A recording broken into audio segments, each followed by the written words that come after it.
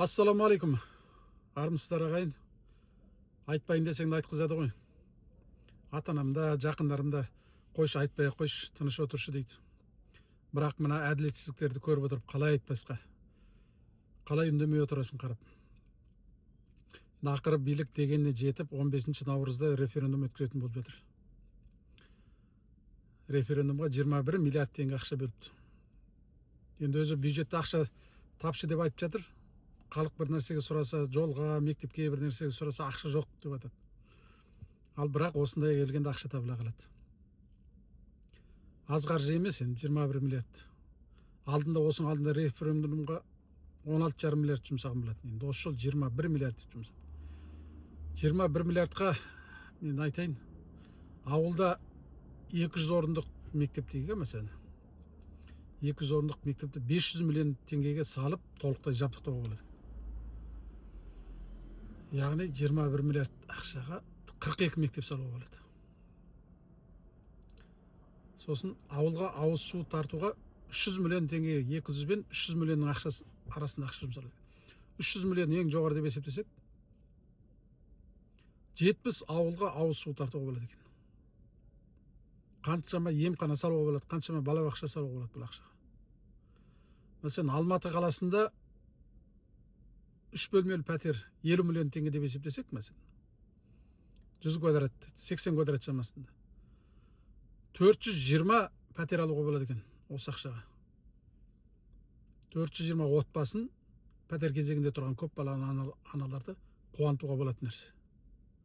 Сондықтан нәтижесі белгілі болып тұрған бұл референдумды өткізудің қаншалықты қажеттілігі бар, бұншама ақшаны ысырап етіп. Бұл бір. Екінші, мына жаңа конституция жобасы қабылданатын болса, бұл үкімет өзі айтып жатқан жаңағы күшті президент, ықпалды парламент, еститін, есеп беретін үкімет емес. Бұл енді мен теңеуін табылмай отырмын да бұған. Өзі Тоқаев айтып жатыр ғой, біз супер президенттіктен бас тартып жатырмыз деп. Депутаттар да мақтап жатыр. Сайры бар, Толықбайы бар. Президентке ешқандай артықшылық беріп жатқан жоқ дейді. Ал мен мына конституция жобасын сонда олар оқымады ма деп ойлап отырмын да. Президенті бар, депутаттар бар. Өздері жазған жобаны өздері оқымай отыр ма? Әлде бұны басқа біреулер жазып беріп отыр ма? Мен оқып шықтым. Мен қарадым да бұған мынандай ой келді. Жерде супер президенттік дегеннің өзі аздық етеді екен мынаған. Бұл жерде президентке берген артықшылықтарды көріп отырып, бұның өзі аздық етеді. Өте дейін деп айтайын десем, өтенің өзі аз болатын сияқты. Қазақ тілінде бұған теңі таппай отырмын.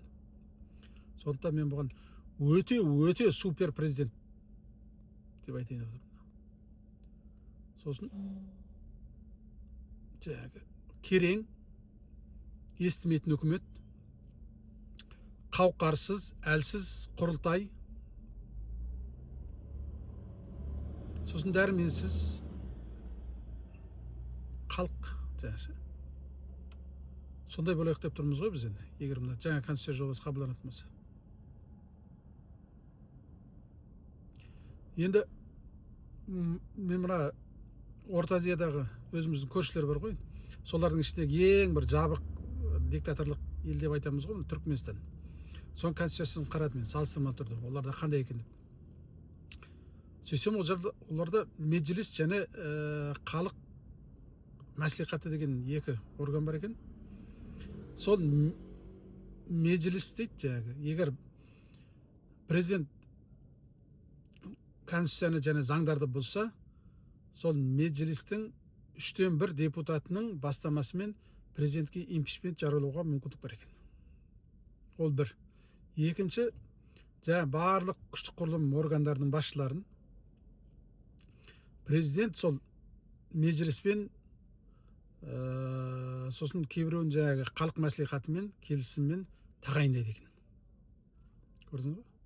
Президент тіке тағайындайды деген сөз жоқ ол жерде.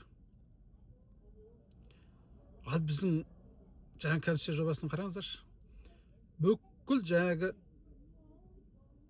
билікті тағайындау ол президенттің құзыретінде екен.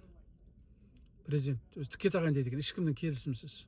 Мына құрылтайдың да ендігі болатын келісімсіз тағайындайды. Тек үкіметтің төрағасын ғана құрылтайдың келісімімен тағайындайды екен. Құрылтай 2 рет одан бас тартса, құрылтайдың өзін президент таратып жібереді екен. Сонда көрдіңіз бе? Президентте бүкіл мүмкіншілік бар. Бүкіл күш бір адамның қолында. Бірақ осынша құзырет бола тұра, президент еш нәрсе үшін жауап бермейді екен. Олар өзі тағайындаған адамдардың біліксіздік үшін де, олардың жемқорлық үшін де, еш нәрсе үшін де жауап бермейді.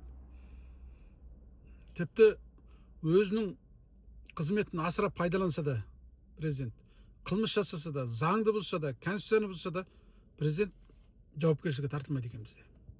Тек қана отанға опасыздық жасаса дейді. Сонда ғана жауапкершілікке тартылады екен.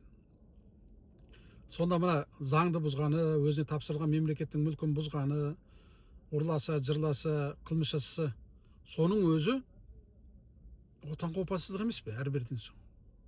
Тіпті мынау сайлау алдында берген уәдесін орындамаудың өзі отанға опасыздық болып саналады ғой. Халыққа опасыздық, берген уәдесін орындамағанның өзі.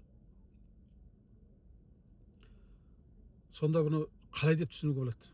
Мен мынаны қысқаша былай суреттедім де және. Былай тұжырымдауға болады екен және.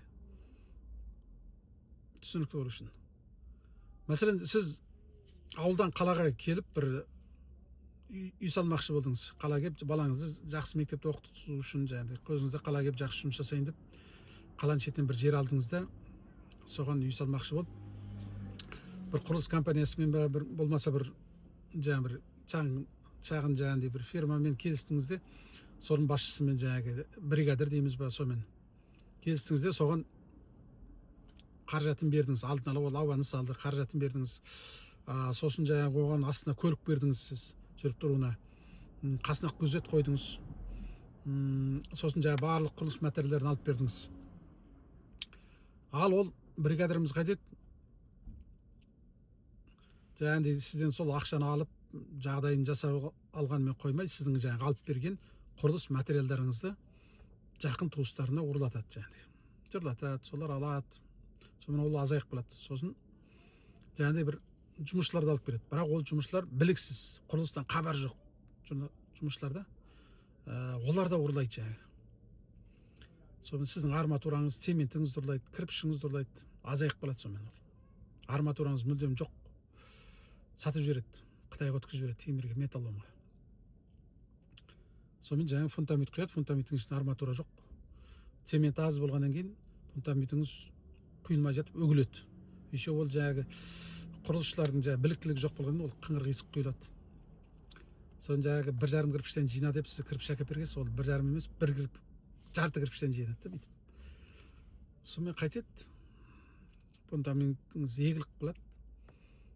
Кірпішіңіз анау, сонымен үйіңіз салынбай жатып құлайды. Сонымен сіз қайтесіз, жаңағы неге барасыз? Сотқа жүгінесіз. Осының әділдігін шығарып бер, мен ақшамды қайтарып бер, осылай жауапқа тартыңыз. Сөйтсеңіз, ол соттың аузы, сотты жаңағы бригадир аузы майлап қойған екен. Ол соның адам екен. Сол сот оның пайдасына шешіп береді де сізді жығынды қалады. Сіз кінәлі болып шыға келесіз әрбірден соң. Сосын полицияға барасыз. Полицияға барып арыз жазасыз, осылай ұрлады, сөйтті бүйтті десеңіз. Полиция ол ұрыны емес, сізді қамап тастайды. Тура сондай жағдай болып тұр да. Біздің жаңағы президентке беріп жатқан артықшылығымыз жаңағы бригадирда. Бар жағдай жасайды президентке, барлық жағдай жасап бересіз. Айлығын төлеп жатыр ғой мемлекеттік бюджеттен. Оның бүкіл жағдайын жасап жатыр. Бірақ президент еш нәрсеге жауап бермейді ол үшін. Қазақстанда не болса да, Қазақстан бірақ өртеніп кетсе де ол жауап бермейді. Көрдіңіз бе? Қылмыс жасаса жауап бермейді. Міне. Осындай біз президент жасап жатырмыз қазір енді қарап отырсаңыз. Бұл не сұмдық мынау? Бұл кім сонда, президент па? Ертегілерде айтылатын дию ма, андай дәу диюлар болады ғой, еш нәрсеге жауап бермейді. Күші көп, қара күшке сенген. Сондай конституция жобасын жасап жатырмыз енді. Конституция дегеннен шығады, Түркменстан конституциясын қарадым деп отырмын ғой. Ол жерде тіл туралы айтылыпты. Мемлекеттік тіл түрікмен тілі дейді. Сосын Түркменстан халқы өз тілін дамытуға құқылы дейді. Соның астында сондай сөз бар екен.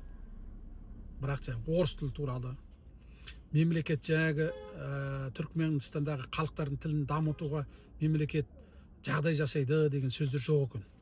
Орыс тілі ресми тіл, орыс тілі пәлен тіл деген вообще ештеңе сөз жоқ. Бір ауыз сөз жоқ. Не көрдіңіз бе? Қандай жақсы. Біз бір жамандайтын Түркменстанның өзі сондай екен.